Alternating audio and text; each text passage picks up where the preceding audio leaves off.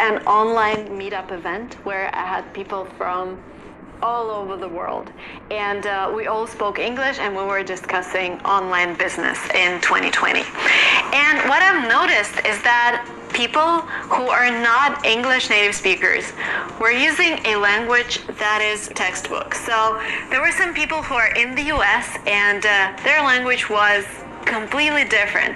And when I was listening to those people, I started noting those differences.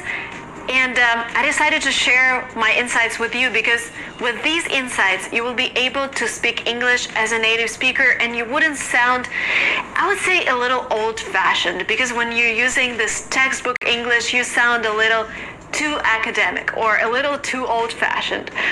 With these tips, by the end of this class, your English will be more native, will be more kind of American and modern. So if you're interested, continue watching this video.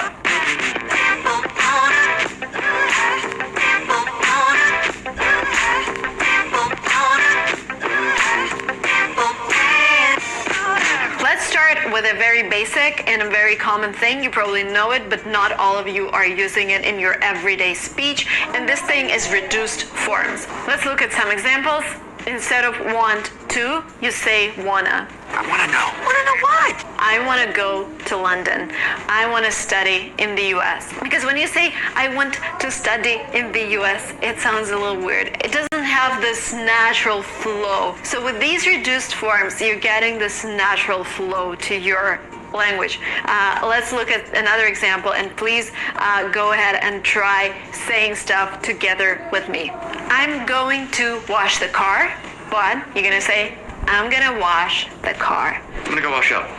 You see the difference? You see it's a completely different attitude. It's a completely different mood of the sentence. When somebody asks you what time is it, you can say, I don't know, which is, again, a little strange.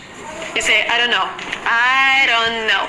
And this D is actually replaced with R. I don't know. You're not saying D. You don't say I don't know. You're saying I don't know. It's like, I don't know. Yeah, it's weird, but this is how it works with the language. I don't know. Try it. Listen, I don't know and I don't care. Yes.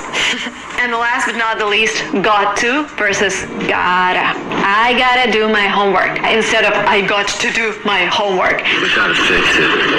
Got it. By the way, you can say, I got to do my homework if you decide to speak British English. And this is my tip number 2. You need to decide which accent you want to adopt.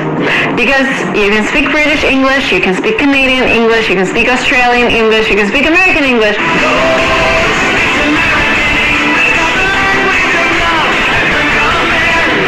And there is nothing wrong with either of those accents. It's just you need to be consistent.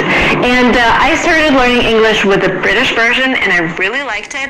And I think I can still imitate my British accent. I don't know. I'm not using it at all. Maybe if I come to Britain for a week, I will get back to British accent, but I like American accent. And I would say American accent is the easiest to learn just because there are so many resources in American English. I try to speak with an American accent. There are a lot of YouTubers out there. If you take top 20 YouTubers, I think all of them will be from the US. I'm going to be surprising my best friend Shane. Canadian accent is supposed to be the easiest to understand. So if you're struggling with understanding native speakers, try and Google Canadian YouTubers and watch their videos first, and then once you start understanding them, maybe you just stick with the Canadian accent, or you develop your ear and you move on to American YouTubers, or you decide that Britain is your way to go and you adopt British accent. But one thing here is just be consistent with whatever you choose. By the way, guys, if you're looking for more ways to improve your English to speak like a native